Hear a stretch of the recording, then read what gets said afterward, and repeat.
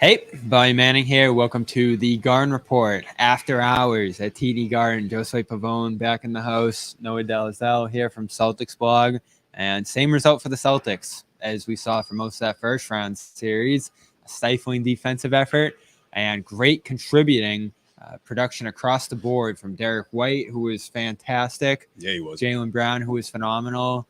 And Jrue Holiday, I thought was as excellent as he can be in this one, and Horford in the spot start for Porzingis. So you had all those great performances across the board in a 120-95 win over the Cavs to open up this series.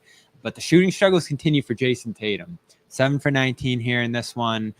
Just struggled to get his shot off. At times the Cavs threw extra bodies at him, much like the Heat did. Got the ball out of his hands. But also similar to that Heat series, 11 rebounds, 3 blocks. He found other ways to contribute. And even ended up making a podium appearance after this game. So you'll take it. You want to see him shoot better here. You want to see him get comfortable and consistent offensively as the leader of this team. But so far, at 5-1 this postseason, the formula is working. Yeah, I mean, obviously, right? The way the Celtics have been playing, especially ever since Game 2 against the Miami Heat in that first round matchup. So I think when you look at the way the Celtics go into this series, you have a 25-point win against the Cavs in a game where you essentially were in front the entire game. I think if you're Jayson Tatum, you'll take that. You know, guy stepping up, Derek White. This is starting to get ridiculous. 7 for 10 to start this game from 3. Insane. And for that to carry over from the last 3 games of the first round matchup against the Miami Heat, I mean, he's on a tear. So you want to obviously keep that going.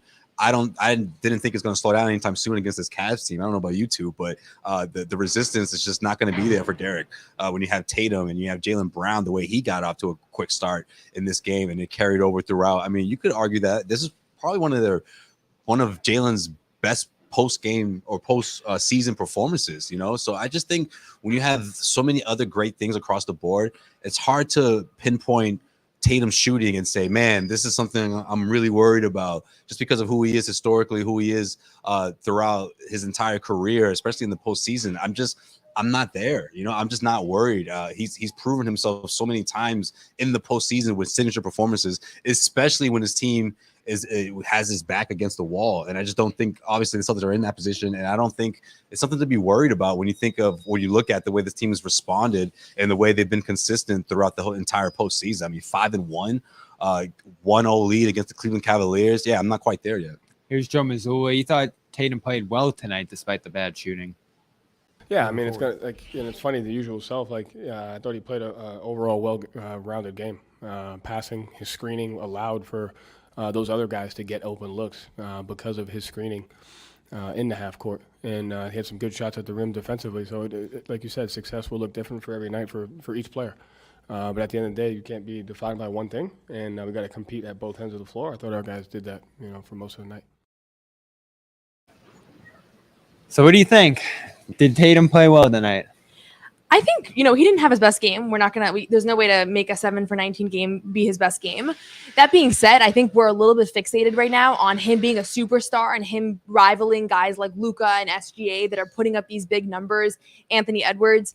And I think we're a little bit losing sight of the fact that he will step up, like Josue said, if he has to in those performances, but there was no reason to force the issue tonight. And to be honest with you, 7 for 19, yeah, it's not an efficient stat line, but I think there was one possession where he missed 3 shots, right? So that doesn't happen. He's 7 for 14 or 7 for 16. Sorry. There you go. It's late. No, I mean, we're journalists. We're not math, Never was a math person, but regardless. So I think for me, it's just, there's a little bit of a hyperfixation on his stat lines. And we've seen this throughout the year. And I think throughout his career, because we want to see him be a superstar. Right. If we're debating like his MVP candidacy, sure. Yeah. Tonight was not a good performance for that, but he was able to play within a Celtics system that played really well. And Derek White has been the best player on the team for a lot of this playoff run. Jaylen Brown tonight was one of the best players on the court.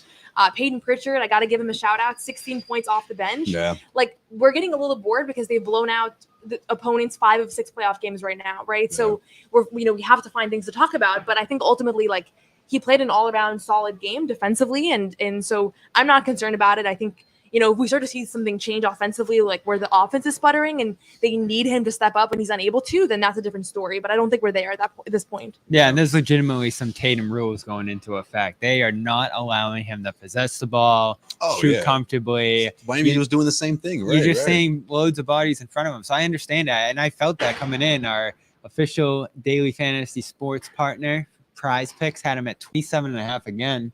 That's where he's been the whole playoffs. And I'm like, less, because these teams aren't going to allow him to have these kind of games. And Mitchell certainly went over, so we got it tonight. But you don't like that. You don't like the what was it? You don't like the July 19th shooting right there.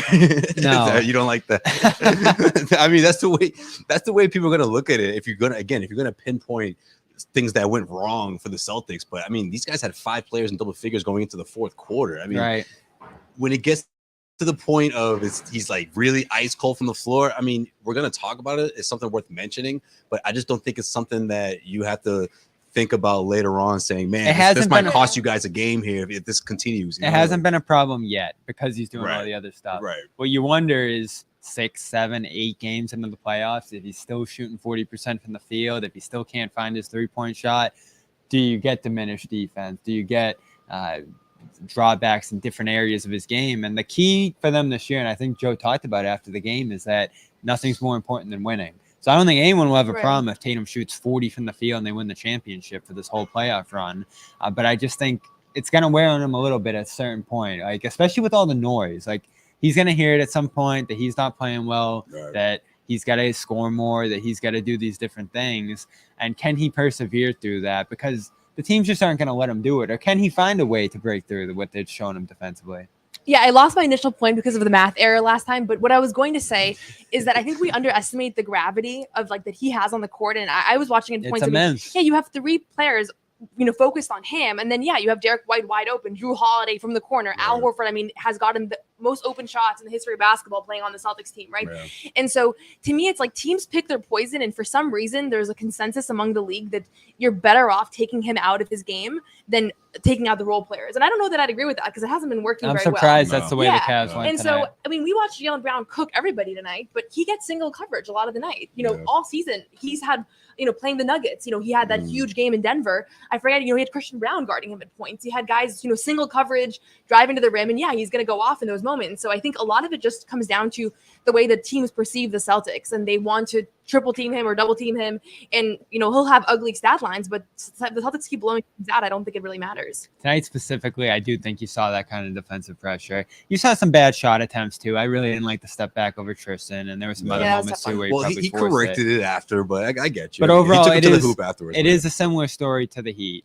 Probably some bad attempts, probably some areas where he could get downhill a little bit more. But, he got to the free throw line a ton in that first series. We're seeing him on the boards. We're seeing the defense and all of that. So we'll take it for now. It's just about where it's going to go from here. And at some point, I think they as a team need to try to get him going and need to just get him some good looks and, screening, rolling, getting those downhill attempts. There's no Porzingis. You can probably get him some post-ups. You got to, it's tough to struggle out there. You can do all the other things. Bobby said this cast team is trash. Why are you struggling out there? No, I'm just saying it's tough for you as a player to be out there shooting poorly, having all that pressure on you. I think it's just going to be tough to do night in and night out. So it's on the Celtics, I think, to some degree, to get him some good looks and get him going. I think it has to happen organically, though. I really do, especially with this team. I mean, that's just the way Joe Mazzulla is.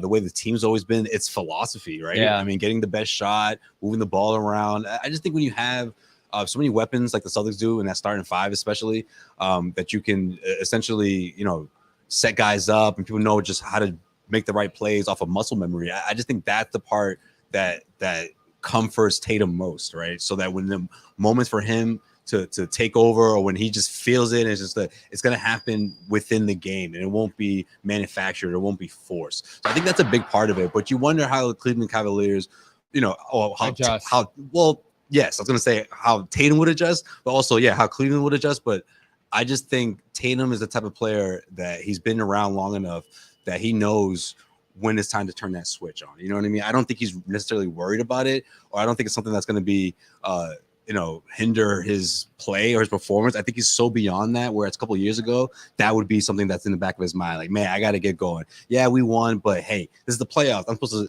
I think he's past that stage. It definitely seems like it, agree. especially being For able to sure. perform like this. And I don't want to say he's like bored out there, but I just think when he's provided, when there's other challenges, other hurdles, he'll be ready for that. I really do think that'll be the case. As we mentioned, less 27.5 hit for Tatum tonight, and you also had Mitchell going more than his 27.5. That's gonna happen a lot this He's year. averaging over 30 a game against the Celtics this year. So fun to track those performances, those projections going to each game. Check out prizepicks.com/CLNS and get up to 100% matching bonus on your first deposit when you go to prizepicks.com/CLNS. And of course, check out our great golf wear partner, PXG. They got the clubs and all the golf gear, but they have the great leisure wear as well as polos and hats and everything else you need for the golf course. Yep. It's hot out. Great Last swag. 2 days were perfect golf days. We're here at the Garden, so we can't get there yet. But once the season ends,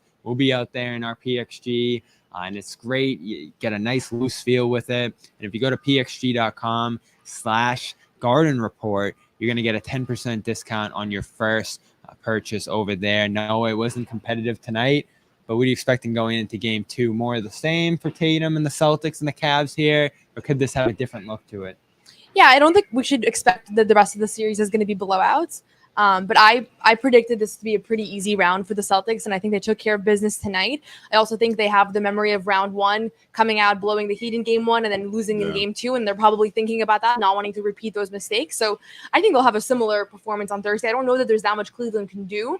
Guys like Derek White might not have as good of games as they did tonight, but I think overall this seems like a very sustainable effort for Boston. Especially Jared Allen doesn't seem like he's any closer coming back, at least according to some of JB Bickerstaff's post-game comments. You can find all those more CLNS Media, continued coverage. There'll be practices tomorrow, more reaction to this game coming your way on Celtics All Access, so stay tuned for that. Subscribe to both of those channels and check out our other great sponsor. Just 2 days from now, Game 2 will take place here, and right up until game time and even beyond game time is giving you the best deals on tickets here at the Garden for concerts, whatever you need. So go to gametime.com and use the code CLNS for a $20 discount on your first purchase. Again, that's for your first purchase over on the app. So download it, make an account, and use that code CLNS. Of course, terms apply. So check out the Game Time app. He's Josue Pavon. She's Noah Dalzell. Check them out on CLNS Media and Celtics All Access throughout the playoffs. And I'm Bobby Manning. Celtics beat the Cavs 120-95 and go ahead 1-0 to start this second round series. We will see you tomorrow.